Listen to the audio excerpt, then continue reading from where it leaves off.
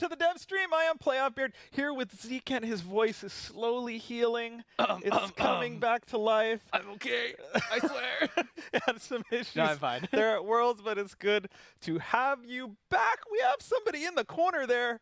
In the corner. That is, I think, what people care about. Right there. That is a new hero. Like doing strange things and pointing across me. That is IDRIS. No, this is Playoff Beard. That is IDRIS right there. That is what people care about. We are going to not only talk about that hero today and bring in Nivmet to talk in detail about this hero, but we are going to show some in-game footage. Ooh. So that is the big thing. This one's pretty fun. Like, I'm very excited for this one. I'm glad if you're excited, Yeah. I'm excited. We are going to recap the absolutely incredible Vainglory World Championship. Congratulations to Phoenix Armada. Click to Playoff Beard. Spoiler alert! Dang. Spoilers, man. You think, can't just do that. Not only did Druid live up to the hype, but I think Mango exceeded expectations. Mango and Willie were... And Willie was out of this world. They were incredible. It was unbelievable. There was, up to this point, there's no team that I've seen play so flawlessly, especially in their wins. Like, yep, so let's save it. Okay. We're going to save that because we also have a special guest that we're not going to reveal who will come on for that segment as well. So maybe we should let you talk. No, we can do 3 people up here, right? We can. Okay, good. So we won't have to kick anybody out.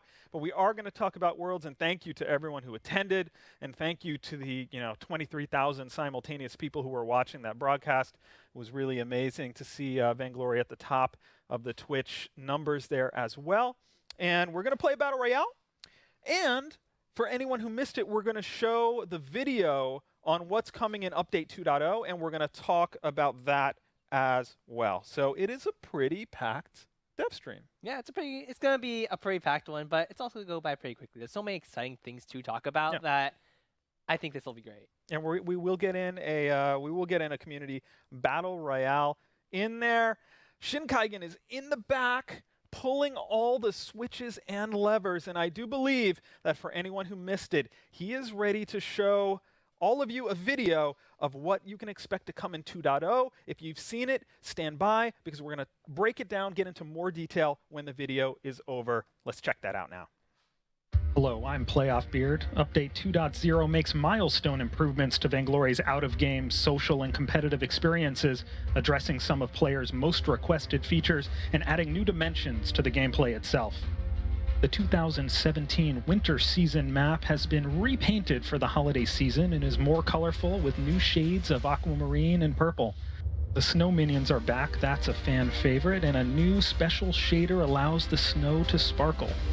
It's a stunning look, perfect for the change of seasons.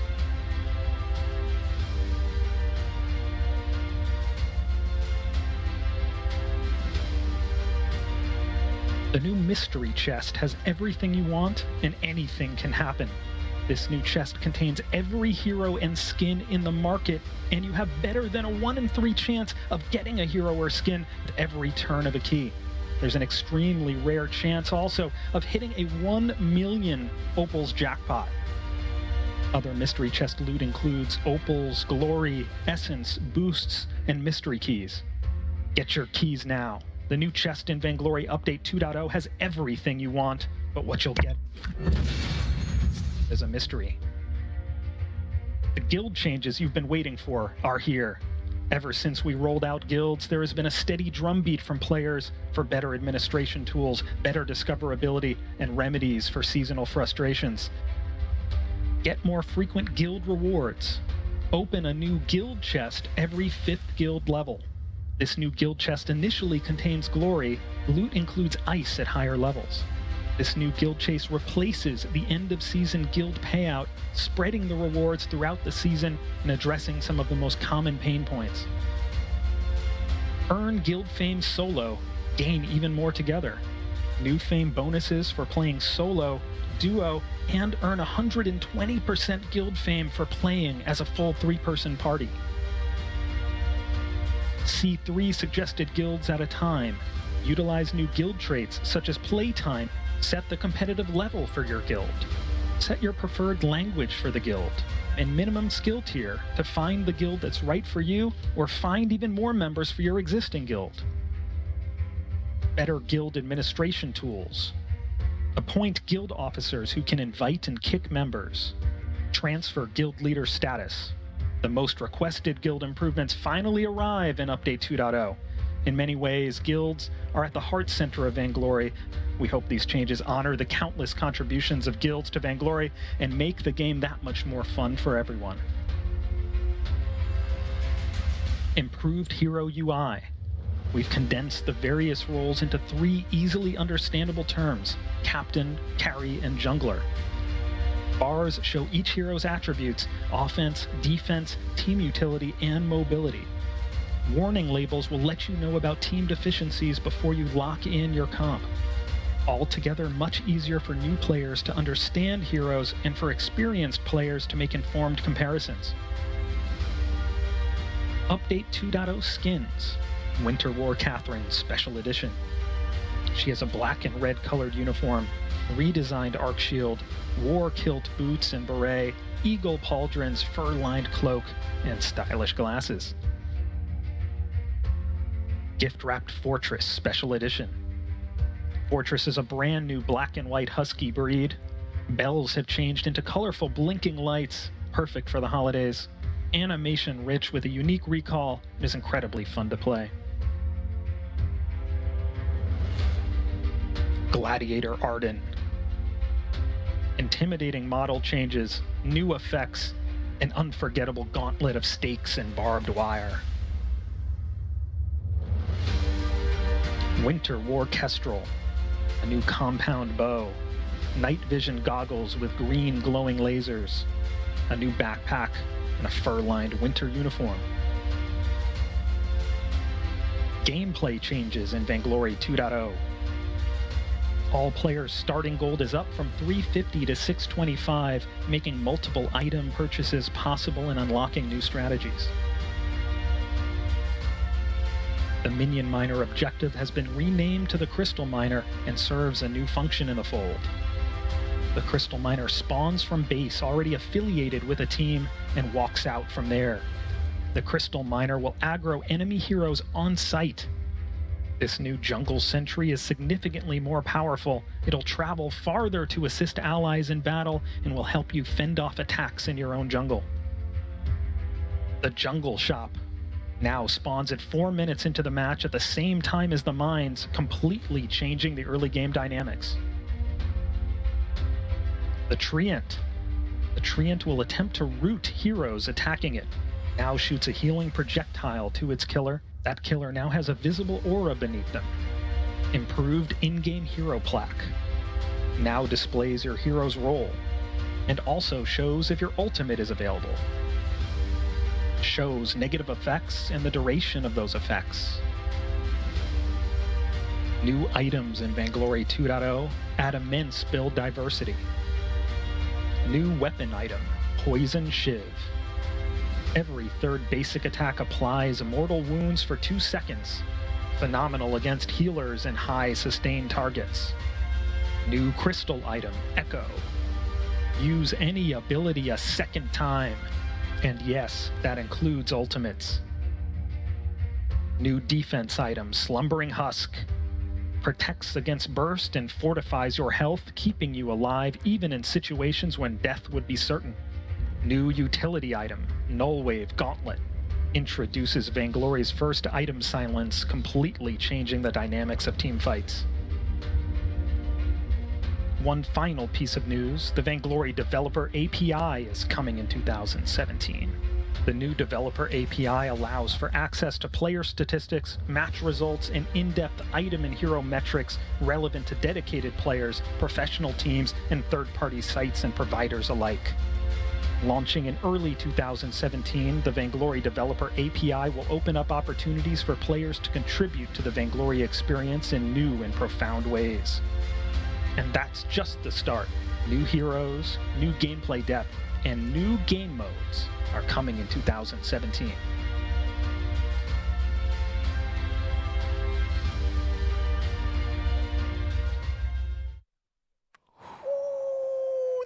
Stuff in this update. Oh yeah. I am excited. I want to dig into this. Okay. Where do we start? Well, there's so many first, things. The winter map, that's just cool. Yeah. I think we can leave it there. Mm-hmm. Just go explore a little bit. It's a Winter Wonderland, right? Mystery chest. I want to get to the gameplay stuff because you're here. All right. Mystery chest. What's important about that?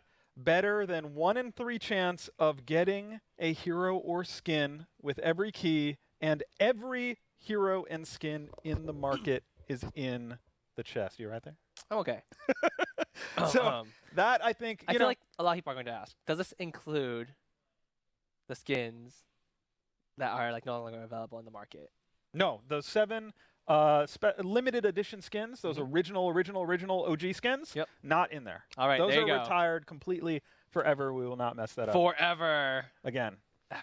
We will not mess that up. So yes, but I think for the season chest that's out there now, the thing for people was they didn't always feel like they were getting something exciting out of that. Right. I think that is certainly about to change. So that is a very, I think that's actually going to be one of the biggest things in the whole update. One of the things that people are talking about most. Of course, the guild improvements, they speak for themselves largely. Ooh, the train. The train is OP. I don't know if people can hear that. No, they won't. These are awesome headsets. Okay. Well, the guild improvements kind of speak for themselves. I talked about it in the video. People have been dealing with stuff for a long time that we're really excited to clean up, as well as add in a bunch of new things that are going to be better for people. Not a day goes by that someone doesn't say to me, I'm really afraid of getting kicked out of my guild before the season end payout happens. Right. And on the flip side, there's also like, well, if you need to kick someone out and you can't, that's not the greatest either. Right. So by moving to the guild chest, everyone who's participating is going to get rewards throughout the season. No worried about being at someone else's mercy toward the end. So I think that is going to help significantly.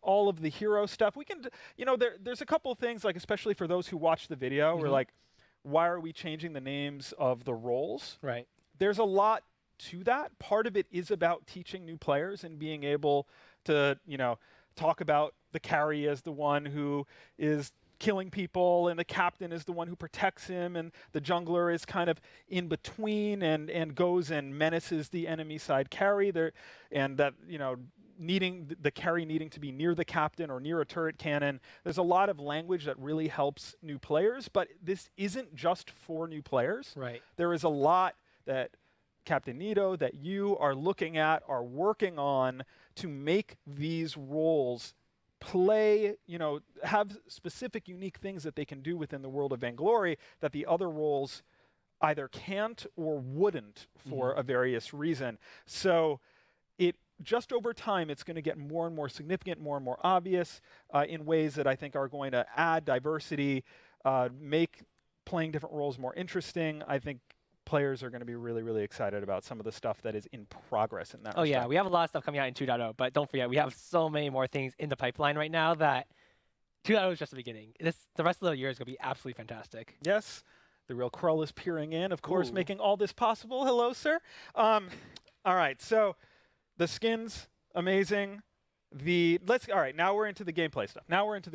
So first off, starting gold increased to 625. Right, so this is actually a very significant change to the early game of Vainglory, because currently you have 350. You can buy what? A no cart. You can buy a tier 1 item and a couple potions, maybe a scout trap, some flares, but it doesn't really give you that much diversity in the first few moments of the game. Now you're going to be able to pick up boots and another tier 1 item, or you're going to be able to start with more consumables. You might be able to start with a ton of scout traps, maybe like 6 or 7 even. It's pretty fantastic. Yep, and a lot more people buying minion candy off of match start. Oh yeah, buffing that wave in the lane so that they can win that first rotation down to the jungle area. So lots of different things that you'll be able to do with this gold. I think we're going to see some really interesting choices. I think it's going to be really fun. I really hope so. It's going to be very interesting in seeing how much the early game dynamic changes with all these with everything we're doing. And we are, especially at Worlds, we saw a lot of contracts being built. So I think every single contract was built at least once. Yeah, so that comes into play as well with that gold.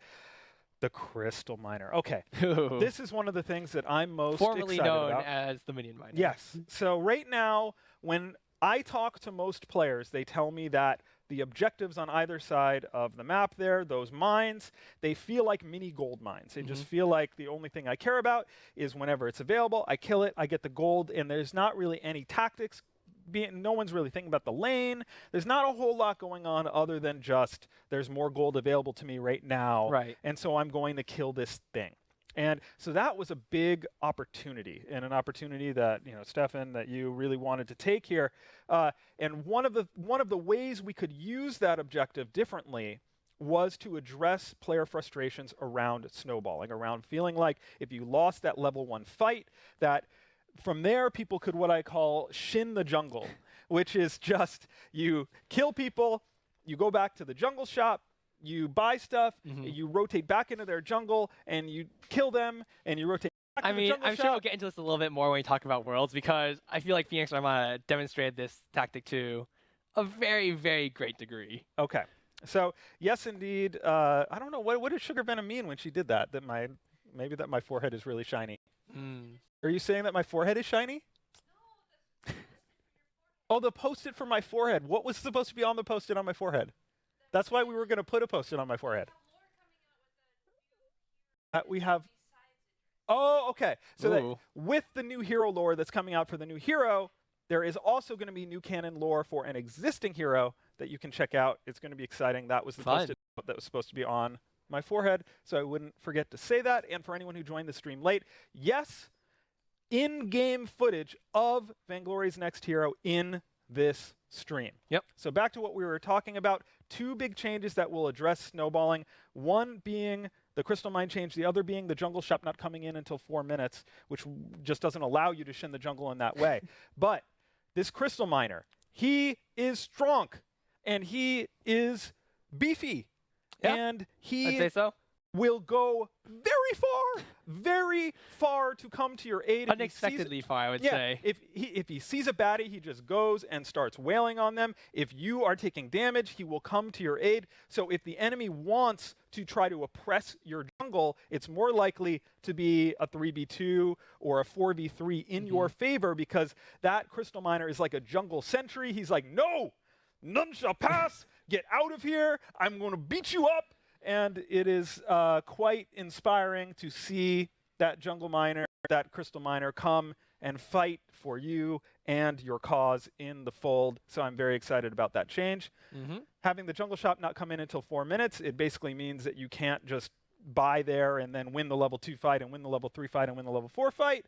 You got to do other stuff. And even, I don't even know if this was in the video, even after the jungle shop is in, there are no Halcyon potions in the jungle shop. There are no health pots in the jungle shop, so you cannot maintain battle readiness as easily. Right. So you still, even after 4 minutes, it's going to be harder to do those types of tactics. Anything else you want to add on those? There's actually a couple more changes to the shop in general, but you guys will find that out pretty soon when 2.0 drops. But I'm actually very excited in seeing how well players adapt to not being able to snowball as hard early game. Yes, you'll still be able to snowball pretty hard if you are a very powerful early game composition, but you won't be able to just constantly walk into the enemy jungle, sit there for the rest of the game, and win the game off of that. Yep. So a lot of more interesting decisions ultimately that you can make.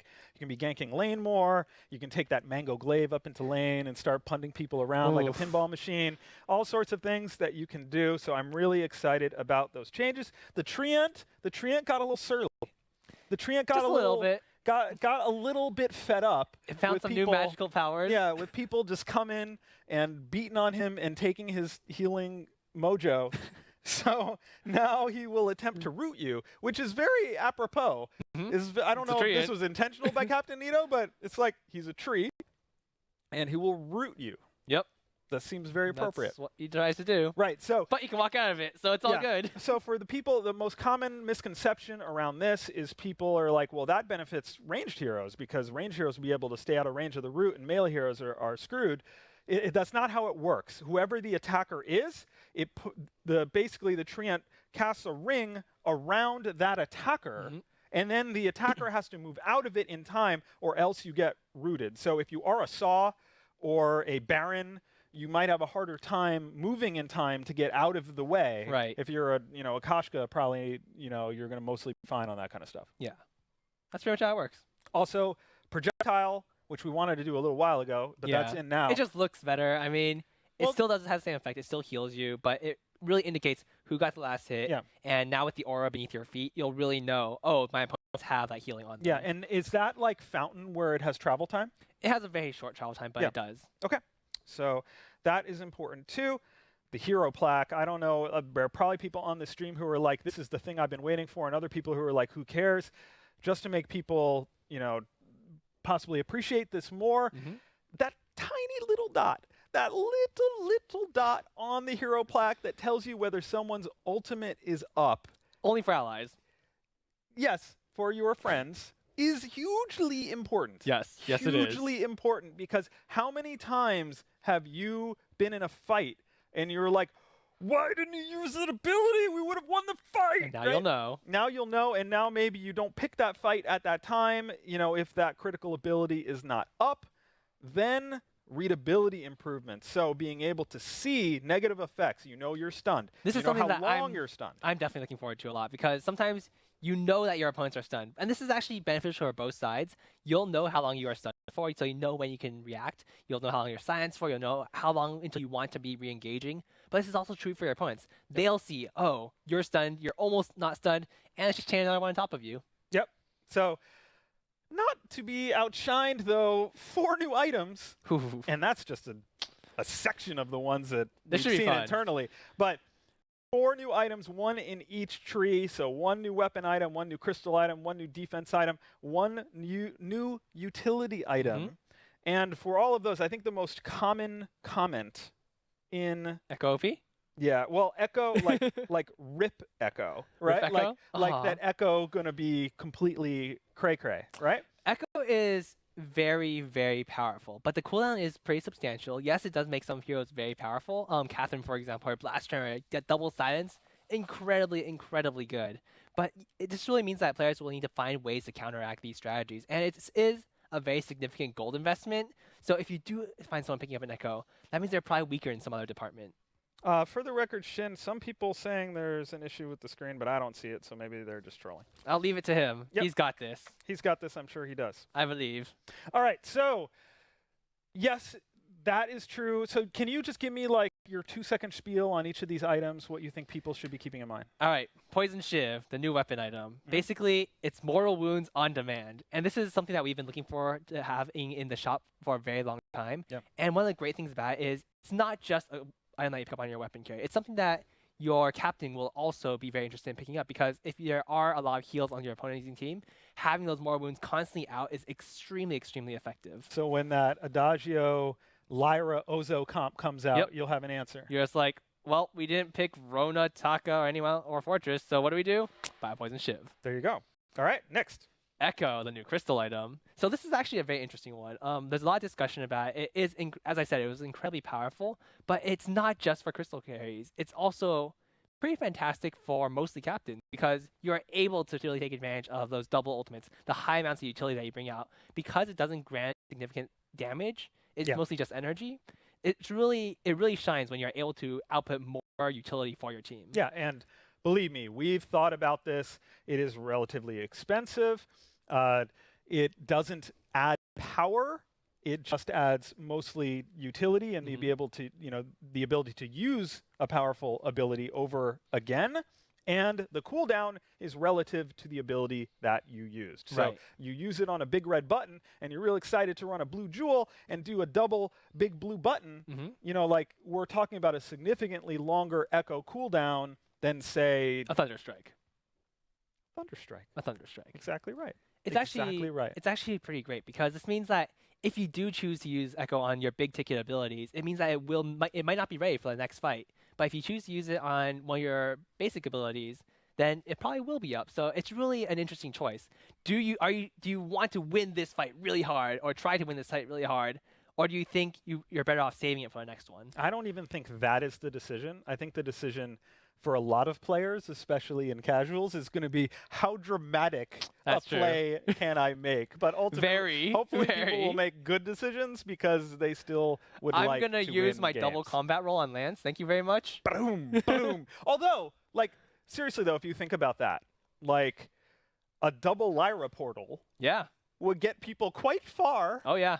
There are things that you can do like that. The next level backdoors. Oh, my goodness. Full map. uses the glade like The double afterburn. afterburn. Oh God, I Jeez. don't want to see Mango with a That's double dangerous. afterburn. That's That dangerous. was very, very, very, very, very frightening. Okay. There's so- one more. Got Null Wave Gauntlet. Well, I got two more. Got Slumbering Husk and Null Wave Gauntlet still. Next, Slumbering Husk. Tell me more. It's in the defense tree. It is in a defense tree, and basically what it does is, if you're playing against a team composition with very heavy burst, this is the item that you want to pick. Wait, let me see if I can do the. What did I say? Like, allows you to survive near certain death or something like that. Okay, go on. I It don't remember allows what you I to said. survive near certain death. That's all it does. No, but seriously, what Slumbering Husk does is it fortifies the rest of your health if you take a certain amount of health in damage. So if you are getting bursted by an assassin over and over, Slumbering Husk is your best option. It might not grant as many stats. In fact, it is extremely cost efficient if you don't look at the passive. But because it has such a powerful passive, it is able to get away with that. So if you're getting killed by something like a Weapon Ringo, you're probably better off buying a Metal Jacket. But if Ataka is constantly jumping on you, if you're getting exploded by Akashka, get a Slumbering Husk. And that builds out. That is a new build path. It builds out of a Yuma ranking. So you'll That have to. literally makes no sense. Some people will understand. All right. Other people, it's not true. Okay. I don't get it. All right. One more item. Null Wave Gauntlet. What did you say? I don't know what you said. What did I say about Null Wave Gauntlet? Introducing our new first item science to Vainglory. something. Playoff Fear, just talking. Completely changing the dynamics of team fights. What he said.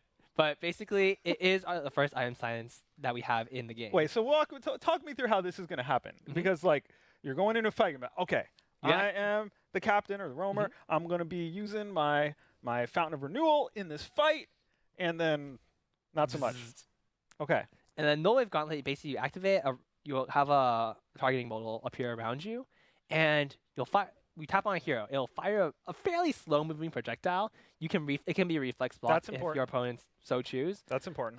But if it hits them, they take a little bit of damage. It's not huge, but it is a decent amount of damage. And they're item science for the next 5 seconds, which can definitely dramatically change a fight, because there are so many fights where a Fountain, a Crucible, and now Echo and so many other items can completely swing the tides of the fight. Very good.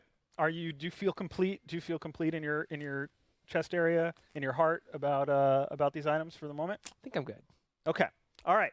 With that, we're going to move on to questions from the community. Make sure you use the hashtag VGQuestion throughout the week in social media, your favorite social media channels, because amazing people, they collect these questions, they put them in a cauldron, and they swirl them around. That's not how you want to with questions. Then the best ones, they come out of the liquid Ooh, into the air, and they form in front of Wolfhand's face. this is real strange. And then he takes a picture of it and puts it in Slack, and then Shinkaigen finds it, and Shinkaigen turns it into a watercolor painting, and then we ask it. So what we've and learned, then we answer it. so what we've learned today on stream is that Wolfhands is a witch, and Shinkaigen is an amazing artist. That's true. That's all we got. And that Slumbering Husk builds out of Yumarankin. There you go. That's all you need to know today. Yumarankin and cooldown. That means we're done here, right? Yeah. No. Okay. All right. First question, is this going to come to me from the Shinkaigen, or should I say it? Now, did they hear that, Shin, or do I have to repeat No, it? you have to say that. It's on the screen. 'Cause They can see the question on the screen. Oh, that's helpful. Come but I on. like when people hear Shinkaigen's right. voice. He has the best voice. Anyway, we'll figure that out for next time. How does Echo... We have the volume thing in the way. How does Alpha's ult work with Echo from Wookiee Force? You totally read that incorrect, but that's okay. I'll take it. So Alpha's ultimate, when you activate it, you'll trigger it. It'll be grayed out because it's currently active. After you explode and after you reboot, you can activate Echo and it'll refresh your ultimate, which means that, yes, you will have a third life. Okay. Wow. All right. The important thing I think there with Echo to keep in mind is that you can trigger Echo effectively after the current ability has gone on cooldown. Correct. So, for example, you want to try a double Yummy Catnip Frenzy with Kashka. For that 2.2 seconds that she is doing her thing, you do not want to hit Echo because the item is not, or the ability is not on cooldown yet. It won't do anything, at least not in terms of your ultimate. It actually won't let you use it. Yeah. So if you have nothing on cooldown, it will not actually let you use the item. But if so Swirly Death was on cooldown, yes, then you just that's then not you made a mistake. what you wanted to do, right? So you wait, you do this, it goes on cooldown, then you hit the button, then you can again. Yes, but correct. So you got to get the timing down. It's going to take a little practice. That is correct. A little practice. Okay. Right. Second question of the day. Can we expect another overhaul of the contracts? So this is something we're actually taking a very close look at internally. We know that the contracts currently are not being used by too many players. They have found their uses. Like in Worlds, we have seen them pulled out a couple times. I feel like they finally are coming in, but they're not like they haven't been prevalently used throughout the community. Even if they're being used in Pro, if they're not being used throughout the player base, then it's not optimal. Right. So basically, we want to take another look at them. We have a lot of great ideas in the works. We were considering pushing out a couple of them for 2.0, but we decided we wanted to do a little bit more tuning and make it a little bit more awesome. So when they do change a little bit, you guys should be pretty excited. I'll go as far as to say that internally in internal playtests, we have had playtests where the whole situation with the contracts is completely, fundamentally, irrevocably different. Yes. Will that ever make it into the game? That's going to depend on Captain Nito and people like this fine fellow right next to me. Yep. But there is a massive amount of exploration and actual playtests going in with different possibilities. Yeah, if the things we have in testing right now do end up going live to you guys, I'd be very, very surprised if someone did not buy a contract or 2 or 3. Okay, that's a good way to put it. Let's move on to our third. That was a question, by the way, from Chanchius? Sure. I'm sorry if I butchered that. Okay, next. Chan Chains. Zekent. So Daru3 says, "Oh, Zekent, how I love thee. Can I save my keys I have now and use them in 2.0 on the mystery chest? Oh, Zekent, my favorite one. Oh, Zekent." I believe you can, but I think you would be able to talk a little bit more about what's in the mystery chest and how that works. The answer is yes. So we're not going to be like, oh, snap, you didn't use your season key. Enjoy that paperweight. No, of course, you can use those keys on the mystery chest.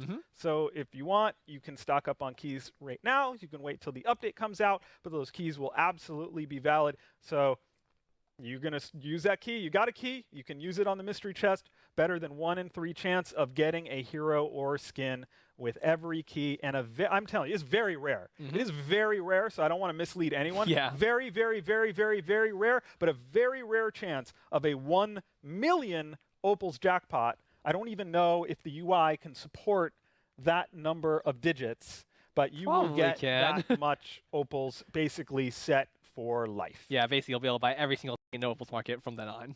Forever. Forever. Pretty much. Unless maybe we could come up with something that costs 1 million. I don't think we want to do that. Only a jackpot winner can get it. Wow. They might as well pull that out of the jackpot then. That's a good point. That would be, well, no, because maybe that he or she chooses to forego said item in order to get everything else. That's true. Anyway, things that don't exist. All right. Last question came from Reddit. I don't have a name. What made Phoenix Armada such a dominant force at Worlds? Ooh. And I think this will begin our Worlds conversation. So, Nivmet, wherever you are, if you have a special guest that you can bring to the stage, now would be a time to do that. All right, but let's ask this question. What made Phoenix Armada such a dominant force at Worlds? So, I think, Zekent, why don't you give me your answer? I'll give you my answer. We'll play a little bit of Worlds footage on top of that. 1 second. 1 second. Oh, we're not on camera. Good. Please come in. Yes, amazing. Fantastic. We're so professional. We are very They professional. can't see you yet. We are the most professional people. You have the headset right there. I'm unmuting your Do you wanna put it microphone. on? All right. Tell me about your things. What are your thoughts? You want me to go first? Yeah. Okay, and Shin, let us know when we're on camera. Okay, my first thing when it comes to what Phoenix Armada did so well is wave control. I'm going to let you talk about that in a minute. I'm going to take a different topic because you're much more articulate on that topic than I am.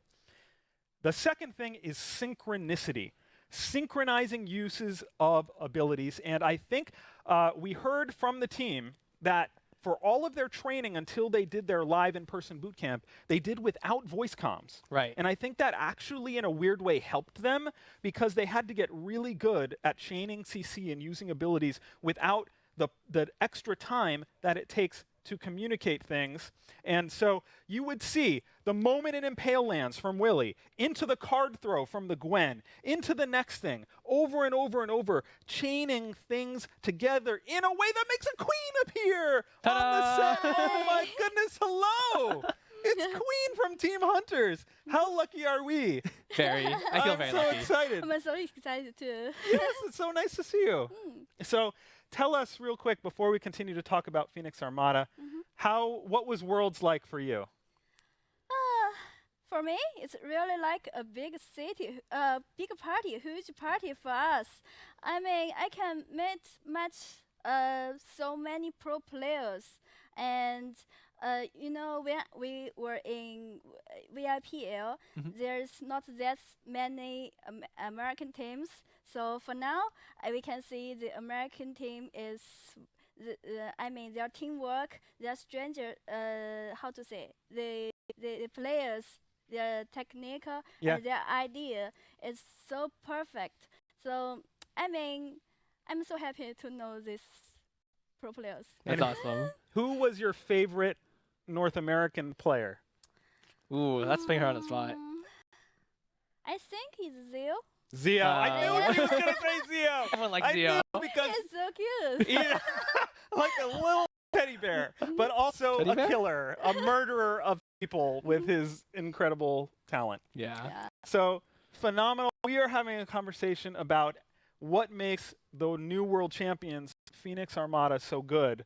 And Zken, one of the main things that you kept bringing up with me over and over again off camera was the wave control of Druid and Armada compared to these other teams and the maturity they showed. It's actually very incredible the way Druid was able to control the minion wave in lane over and over.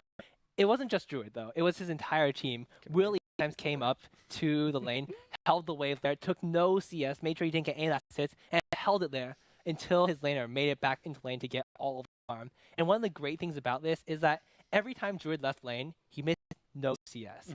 You saw he constantly put up incredible numbers, 10 CS a minute, 11 CS, 12 CS a minute, and those are numbers that almost no laner that we've ever seen can match.